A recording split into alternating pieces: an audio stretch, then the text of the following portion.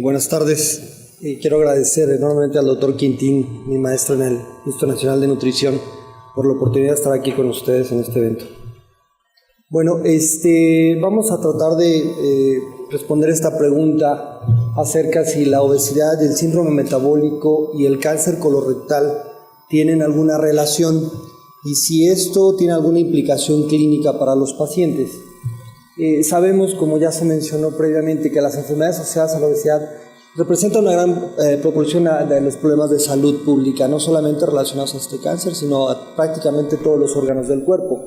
Se ha observado una relación directa e independiente del cáncer colorectal con este tipo de pacientes y asimismo hemos visto que el tejido adiposo, como ya se comentó, no solamente juega un papel estructural, vamos a decirlo, que no tenga ninguna importancia, sino sabemos que tiene un rol muy importante en la respuesta inmune mediante este complejo de adipocitos macrófagos. El estado de inflamación que genera, aunque sea una inflamación de bajo grado, asociado a este aumento de tejido adiposo, ha representado un nicho que es favorable para la producción de neoplasias a nivel de todo el tracto digestivo y no únicamente a nivel del colon recto.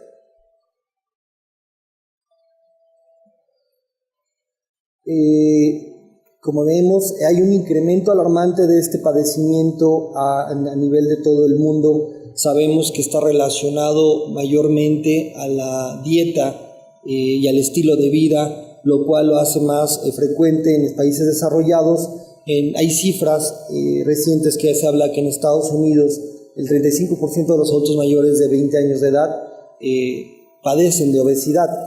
En México creo que estamos bastante peor que en esta situación. Esta diapositiva me parece muy ilustrativa, en que ocupamos honrosamente el primer lugar en obesidad en adultos, en niños, y que de cada paciente que nosotros atendemos, vamos a ver que 3 de cada 4 pacientes que atendemos aquí en México van a ser pacientes obesos. El gasto en materia de salud pública que esto representa es muy importante y creo que estamos en esta fase de que empezamos a padecer a todo lo que se ha hecho mal en materia de prevención, y todas estas enfermedades asociadas, por ejemplo, con el cáncer empiezan a costar muy alto a nuestro país, ¿no? Si parecería sorprendente la cifra de 30% en Estados Unidos, en México sabe que es del 71.9% para mujeres y del 66.7% para hombres. Hablando del cáncer colorectal, sabemos que es un padecimiento que es la tercera causa de cáncer en hombres y la segunda en mujeres. También está relacionado a mayor frecuencia en países desarrollados y este concepto del estilo de vida y dieta están muy de la mano. Y este punto es importante, es la tercera causa, a pesar de que pareciera que el cáncer de próstata, cáncer de pulmón, cáncer cervicutáneo mamario fueran más frecuentes, el número de muertes ocasionadas por el cáncer colorectal es la tercera en prácticamente todo el mundo. Vemos esta gráfica en una pirámide inversa en los países más desarrollados que están en la parte superior de la gráfica. Son países con mayor desarrollo y aparentemente en los países con menor desarrollo que esta parte parecería que es más infrecuente. En México ha habido un aumento exponencial que se usaron. Hubo un poco de más variabilidad en términos de la circunferencia abdominal, por eso se dice que el índice de masa corporal podría ser la medida estándar para que nosotros a lo mejor hiciéramos algún estudio con esta misma intención de responder a la pregunta. Se comprobó que hay una relación directa e independiente entre la obesidad y el cáncer colorectal. Tal vez para entender por qué pasa esto, deberíamos entender algo acerca de la biología del tejido adiposo. Nos hemos aprendido en la escuela de medicina que sirve como almacenamiento de energía, como regulación térmica y como una función de protección mecánica. Sin embargo, hemos dejado tal vez a un lado esta parte que el tejido adiposo tiene una función endocrina y parácrina muy importante. Entonces, a veces hablar sobre tejido adiposo nos pareciera de manera general lo mismo que la grasa la tuviéramos en el cuerito aquí aumentado a que la grasa que tenemos por dentro. Y en la parte quirúrgica nos damos cuenta cómo hay pacientes que aparentemente son pacientes muy delgados, pero los abrimos y encontramos bastante tejido adiposo dentro. Entonces se caracteriza el tejido adiposo como tejido adiposo blanco. Esto es un tejido, vamos a llamarlo malo por de alguna manera, aunque el otro tampoco está bueno. Induce inflamación y se llama acúmulo de tejido adiposo visceral, contrario al subcutáneo, que este es, como ven aquí en la imagen, podríamos decir que este es el subcutáneo y el que está aquí adentro, el visceral. Este aparentemente tiene una función prevalente en mujeres, está inversamente relacionado con el índice de masa corporal y pareciera que protege contra la obesidad. Entonces podríamos decir que el tejido adiposo blanco, que es este que vamos a encontrar intraperitoneal, por llamarlo así, es un tejido con asociación a morbilidad y mortalidad, ya que es un tejido altamente vascularizado, con alta celularidad, tiene mayor inervación, por lo tanto tiene un impacto a nivel de funciones no solamente inmunológicas, sino endocrinas, y contiene células con función inflamatoria e inmunológica. También se comenta que tiene una cercanía mayor al sistema porta y esto le da un impacto mayor en términos funcionales. Cuando hay una disociación entre este tejido subcutáneo y el tejido visceral, se conoce ahora el término como adiposopatía, y cuando este tejido sobre todo empieza a tener un impacto funcional a nivel de nuestro cuerpo. Hemos visto que, por ejemplo, en pacientes que tienen un alto contenido de energía en su dieta, con poca actividad física, si estos pacientes tienen algunos otros factores como el fumar, un fenotipo desfavorable o una mala adaptación al estrés, van a empezar a acumular este tipo de tejido dentro de la cavidad abdominal y esto va a generar toda la serie de alteraciones a nivel hepático, cardíaco y a nivel de músculo estriado. Esto se conoce ya clínicamente como hipertensión arterial hiperuricemia cuando se asocia a estas cuatro entidades como síndrome metabólico. ¿Y cuáles son las explicaciones que se ha dado para que esta obesidad genere un problema de cáncer? Se habla sobre vías de señalización relacionadas con la insulina, con este punto que tal vez es el más sonado, la secreción de adipocinas, la inflamación crónica de bajo grado que comentábamos, el síndrome metabólico. Se habla también de la microbiota, como ya comentaba el doctor Ulises. Es diferente la relación entre la biota de los pacientes obesos con pacientes delgados y sobre el estrés oxidativo. Se cuestiona lo que antes aparentemente se mencionaba como la parte más importante, se cuestiona hoy si los micronutrientes en realidad son la parte esencial de este problema. En términos de la microbiota sabemos que hay este desbalance en las bifidobacterias y firmicutes que genera una inflamación crónica a nivel del intestino. Esto varía la permeabilidad que hay en ella y hay una liberación, a esa inflamación constante hay una liberación de sustancias que podrían generar todos estos cambios endocrinos que vemos en los pacientes.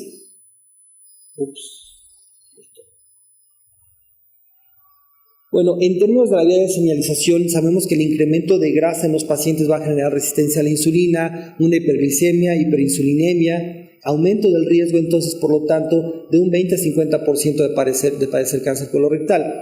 También el incremento de los factores similares al decrecimiento similares a la insulina. Ahí también hay relación en que estos son formadores o cancerígenos o que promueven la formación de tumores. Y esta parte que les comentaba que son las adipocinas, que tal vez es lo que más ahora está escrito como relación para el cáncer colorectal, se mencionan estas cuatro adipocinas como las más importantes y entre ellas aparentemente hay una desregulación que es la que va a generar este problema. Viéndolo de esta manera, el órgano central, por decirlo así, el mediador general es el adipocito.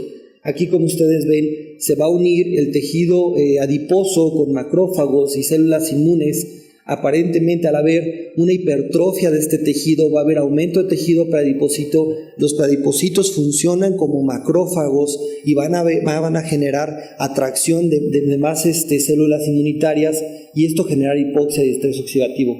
Posteriormente va a haber un desbalance, al haber este complejo adipocito macrófago, va a haber un desbalance inflamatorio. Lo que anteriormente estaba en un estado de antiinflamación y adipostático se va a convertir ahora en un estado proinflamatorio y proadipogénico que finalmente va a generar esta inflamación crónica con liberación de sustancias, interleucina 6, factor de necrosis tumoral, como ya comentábamos, la propia resistencia a la insulina y estas adipocinas, que ahorita vamos a ver cuáles son los efectos que tiene cada una de ellas. Aparentemente esto genera la hiperplasia, proliferación y por lo tanto carcinogénesis, lo cual es la forma en la que se está interpretando cómo el tejido adiposo termina siendo un factor importante para la formación de tumores. Conocemos ya todos esta progresión de lo que es un epitelio normal hacia el carcinoma, conocemos los agentes genéticos que están relacionados con la transformación de esto, y aquí mezclamos cómo cada uno de estos elementos que mencionábamos, por ejemplo, la resistina tiene una asociación con inflamación crónica y interfiere en la adipogénesis y está involucrada en la progresión tumoral.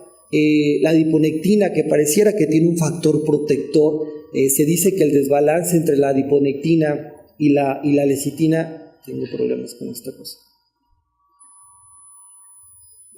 pareciera que esto es la causa por la cual este desbalance genera esta progresión o participa en la progresión de un epitelio normal hacia un carcinoma.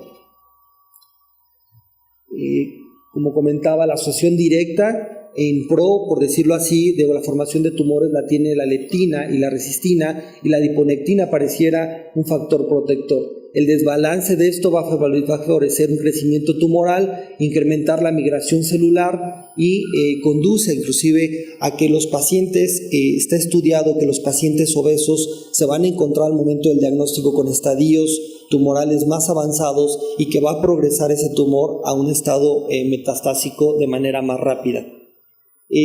¿Cuáles son las implicaciones clínicas de toda esta parte de que ya hemos explicado? Bueno, existe controversia sobre cuál es la medida de la obesidad que se correlaciona mejor con el riesgo. ¿Cómo voy a yo saber qué medida voy a tomar? Si el índice cintura-cadera, si el índice de masa corporal, la superficie corporal, para yo saber si mi paciente podría tener un mayor riesgo. Si la obesidad en realidad está relacionada con pobres resultados, nosotros vemos a nivel quirúrgico que operamos pacientes y vemos que nuestros resultados quirúrgicos, oncológicos inclusive, son diferentes en los pacientes obesos. Y esos pacientes a lo largo del tiempo en términos de recurrencia y supervivencia tienen un peor pronóstico. Se desconoce a cuál edad este grado y duración que ya tiene este paciente con sobrepeso, si en realidad cuánto tiempo tiene que pasar para que esto se relacione a un mayor riesgo. Y en aquellos pacientes, inclusive hay estudios que hablan sobre pacientes que se operaron de cirugía bariátrica, si realmente ese cambio de peso o que sean sometidos a un procedimiento en realidad tiene un impacto en reducirles a esos pacientes el riesgo. Esta tal vez es la implicación clínica más importante. Hoy en día, dentro de las guías de tamizaje para colonoscopía, no se incluye a los pacientes, no se toma como factor a los pacientes obesos. Entonces, se desconoce si en estos pacientes nosotros deberíamos hacer un tamizaje más temprano y más frecuente en estos pacientes obesos, de acuerdo a lo que acabamos de ver. En lo que se refiere a las medidas de obesidad, se han hecho estudios donde se ha concluido que, como ya les comentaba, de las 3 medidas que en este caso, en este estudio se hizo, que fue el índice de masa corporal, la circunferencia abdominal, el índice de cintura-cadera, el índice de masa corporal pareciera que es el que se mantiene con una asociación más persistente. Inclusive se ha hecho uso de la imagen para que ellos determinen o que determinemos nosotros cuál es la distribución que tienen nuestros pacientes en términos de grasa subcutánea y grasa visceral. Como ustedes ven de este lado, la grasa subcutánea en color rosa y la grasa intraabdominal en color amarillo. Aquí hacen un cálculo con esta tomografía, ustedes ven en variación a la cantidad de grasa, cómo se ve la grasa es más evidente, y de esta manera se puede cuantificar. Lo que este estudio demostró es que los hallazgos tomográficos en términos de la grasa visceral abdominal pueden predecir el desarrollo y la progresión de adenomas colorectales, y que este es mejor que el índice de masa corporal para predecir esto. Tal vez esto es lo que eventualmente vamos a usar más que las medidas antropométricas para predecir esto. ¿Y cuáles son, en términos de lo que platicábamos de los resultados, de los pobres resultados? ¿Qué es lo que vimos? ¿Qué es lo que vemos nosotros en nuestros pacientes?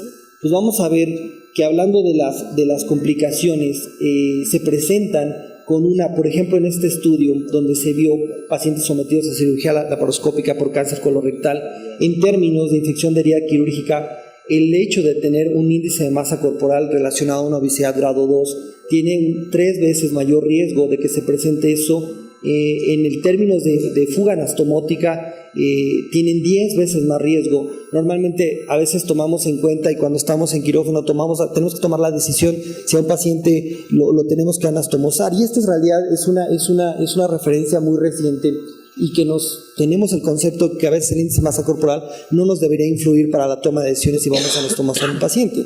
Y esto demostró que obviamente es técnicamente más difícil operar a estos pacientes, y que es necesario un cuidado especial debido a lo que se reporta en términos de riesgo.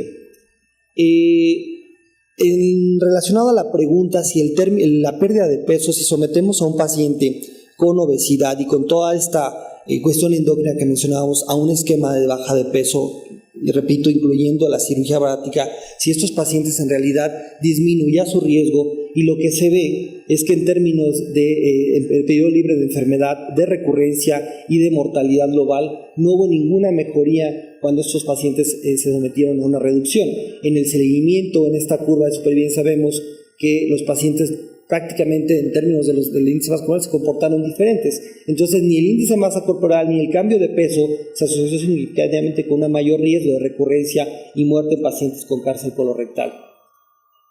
Lo que les comentaba de cómo voy a saber si esto hay argumento científico que nos diga si debemos de cambiar las guías para tamizaje o screening en colonoscopía de los pacientes obesos. Este estudio me parece muy interesante. Ellos lo que hicieron es que en un grupo de 126 pacientes hicieron determinaciones de índice de masa corporal, midieron circunferencia abdominal y las adiposinas que comentábamos, y vieron si eso estaba asociado con la formación de pólipos que se encontraron al realizarles una colonoscopia a estos pacientes. Y se vio que el riesgo relativo en los pacientes que tenían obesidad era de encontrar más de 3 pólipos o pólipos hiperplásticos. Para empezar, en el caso de los mayores de 3 pólipos fue de 6 veces mayor, de encontrar un adenoma tubular fue de 7 veces mayor, y de que el pólipo conforme al incremento se volvía más, con mayor displasia, fue de 2 veces, casi 3 veces más. Entonces, ellos midieron también los niveles de leptina y factor de necrosis tumoral y se vieron que estaba relacionado a pacientes con mayor riesgo de que esto progresara. En términos, como ustedes ven, de mayor número de pólipos, se vio que los pacientes que tenían un índice de masa corporal mayor de 32, en este caso 32, tenían mayor número de pacientes que tenían más de 3 pólipos, y que en el caso de también tener adenomas tubulares. Entonces, en lo que se refiere a los niveles de leptina y algunos otros adipocitocinas, vieron que la leptina era la que mayor se relacionaba con este riesgo de tener más número de pólipos, y esta molécula que también es el IP10. Como ustedes ven aquí, el riesgo de adenomas tubulares fue mayor. En conclusión, ellos mencionaron que se observó una mayor propensión a encontrar más de 3 pólipos adenomas en pacientes hombres obesos. Esto es importante, hombres obesos. Entonces, esto provee evidencia acerca de que la colonoscopia debería estar recomendada en personas obesas, especialmente en hombres. Y ya para finalizar, hablando de lo que es la relación que tiene, hablando de síndrome metabólico del hígado graso, con también este riesgo de generar cáncer, bueno, se vio, me llamó la atención esta frase, dicen, bajo esta premisa de primero revisa el hígado y después investiga el colon. En pocas palabras, lo que ellos vieron es que se detectó que pacientes que tenían hígado graso deberían ser considerados para un screening intencionado de colonoscopía, y dependiendo del estado de salud del paciente. Bueno, esto ha generado que haya blancos ahora terapéuticos en términos de AINES, metformina, estatinas, que pueden tener una repercusión en la forma en la que vamos a tratar a estos pacientes. Para concluir, concluimos que la obesidad se relaciona con el incremento del riesgo de desarrollar pólipos, adenomatosis y cáncer colorectal, que las morbilidades asociadas a la obesidad, diabetes, hígado graso no alcohólico y síndrome metabólico también se asocian con un riesgo aumentado para desarrollar pólipos, adenomatosis y cáncer colorectal, y que se sugieren estrategias de tamizaje más agresivas en pacientes con obesidad y síndrome metabólico, especialmente en hombres mayores de 50 años. se ha demostrado que las adipocitocinas juegan un rol importante y entonces hay estudios que podríamos nosotros hacer toma de estas muestras para ver qué pacientes tendrían mayor riesgo de desarrollar cáncer. Muchas gracias. Estamos en esta fase de que empezamos a padecer a todo lo que se ha hecho mal en materia de prevención, y todas estas enfermedades asociadas con el cáncer empiezan a costar muy alto a nuestro país, ¿no? Si parecería sorprendente la cifra de 30% en Estados Unidos, en México sabe que es del 71.9% para mujeres y del 66.7% para hombres. Hablando del cáncer colorectal, sabemos que es un padecimiento que es las cifras recientes que se habla que en Estados Unidos el 35% de los adultos mayores de 20 años de edad padecen de obesidad. En México creo que estamos bastante peor que en esta situación. Esta diapositiva me parece muy ilustrativa, en que ocupamos honrosamente el primer lugar en obesidad en adultos, en niños, y que de cada paciente que nosotros atendemos, vamos a ver que 3 de cada 4 pacientes que atendemos aquí en México van a ser pacientes obesos. El gasto en materia de salud pública que esto representa es muy importante, y creo que... buenas tardes. Quiero agradecer enormemente al doctor Quintín, mi maestro en el Instituto Nacional de Nutrición, por la oportunidad de estar aquí con ustedes en este evento.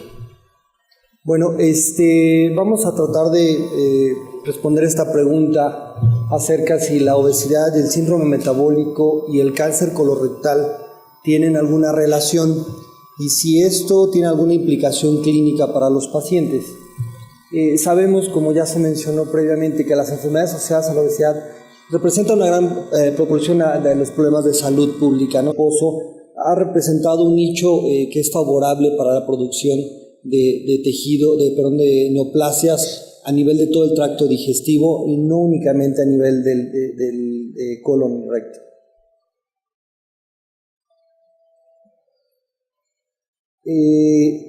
Como vemos, hay un incremento alarmante de este padecimiento a nivel de todo el mundo. Sabemos que está relacionado mayormente a la dieta y al estilo de vida, lo cual lo hace más frecuente en los países desarrollados.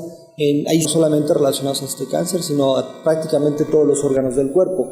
Se ha observado una relación directa e independiente del cáncer colorectal con este tipo de pacientes. Y asimismo hemos visto que el tejido adiposo, como ya se comentó, no solamente juega un papel estructural, vamos a decirlo, que no tenga ninguna importancia, sino sabemos que tiene un rol muy importante en la respuesta inmune mediante este complejo de adipocitos macrófagos. El estado de inflamación que genera, aunque sea una inflamación de bajo grado, asociado a este aumento de tejido adiposo,